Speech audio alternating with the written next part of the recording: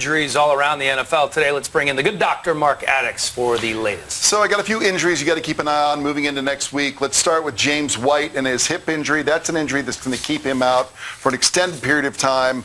We may have him also miss the entire season. We had A.J. Brown with a hamstring, also Darius Slayton with a hamstring. Keep an eye on those guys. Juju Smith-Schuster with ribs, and Elijah Moore is in the concussion protocol. Want to throw it over to James Coe now. We lost a great guy in the fantasy world this week, and he's got some heartfelt words for you. Yeah, we close out the show with some somber news. The fantasy football industry is mourning over the loss of Mike Tagliere, who died of COVID yesterday. He was the lead fantasy analyst over at Fantasy Pros. And listen, this is a guy that everyone called Tags, and he was an absolute giant in this industry. The one thing I take away about Mike Tagliere, or Tags as we all called him, was his just unbelievable work ethic.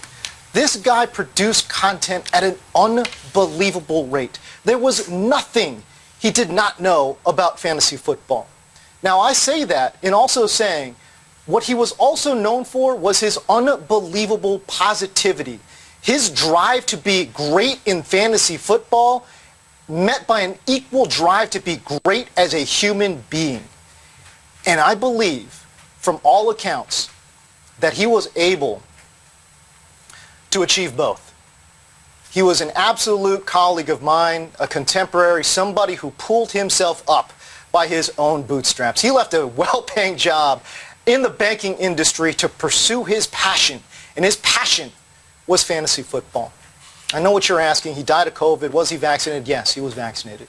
39 years old, gone way too soon, leaves behind a wife and 2 children. Certainly all of our thoughts are going out to the Tagliere family this evening.